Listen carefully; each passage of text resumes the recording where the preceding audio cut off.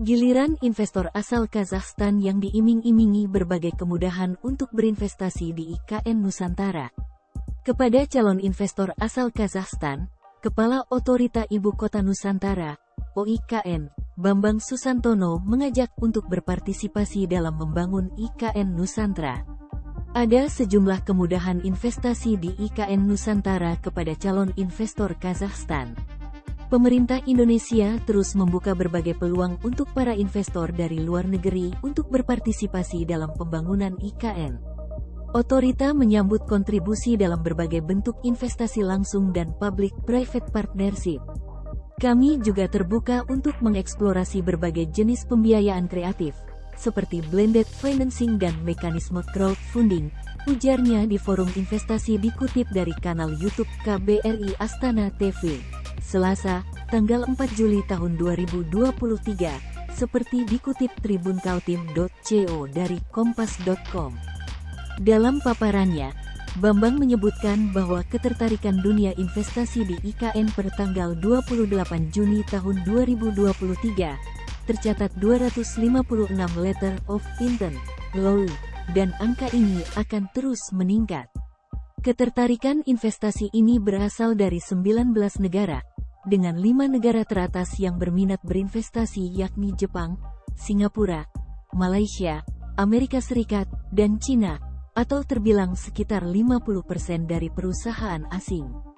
Menanggapi soal investasi, Deputi Bidang Pendanaan dan Investasi Otorita IKN Agung Wicaksono yang turut hadir menjelaskan, dari 12 sektor penting investasi di Indonesia, 6 diantaranya adalah sektor prioritas teratas yang berfokus pada investasi jangka pendek, yakni sektor energi terbarukan, telekomunikasi, transportasi, perumahan, pengolahan air, dan pengolahan limbah.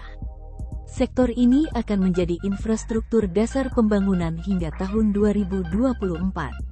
Sedangkan 6 lainnya adalah sektor prioritas tinggi yang berfokus pada investasi jangka panjang, di antaranya kota praja, township, teknologi, fasilitas kesehatan, infrastruktur komersial, fasilitas pendidikan, dan kawasan industri.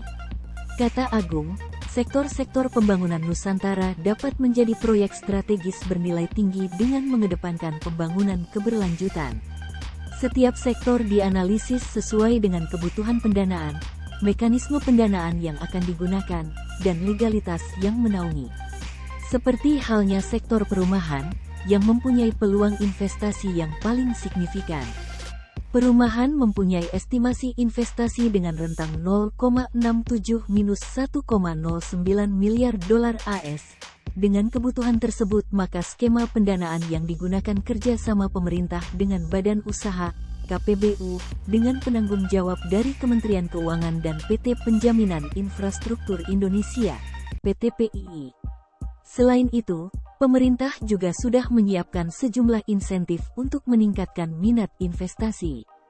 Hal ini meliputi tax holiday, skema tax deduction, dan lain-lain. Investasi di IKN Lanjut Agung mempunyai insentif pajak yang bersaing dan menarik bagi investor, antara lain tax holiday dengan batas minimum 10 miliar rupiah dengan tenggat maksimal 30 tahun, di mana yang saat ini berlaku di luar Nusantara batas minimum untuk mendapatkan tax holiday adalah 100 miliar rupiah dengan tenggat waktu hanya 20 tahun.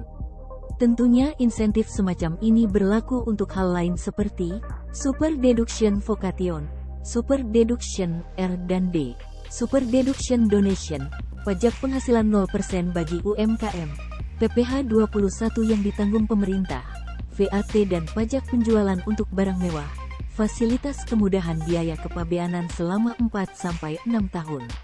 Ini semua menjadi lebih menarik berinvestasi di Nusantara dibandingkan dengan sektor lain di Indonesia.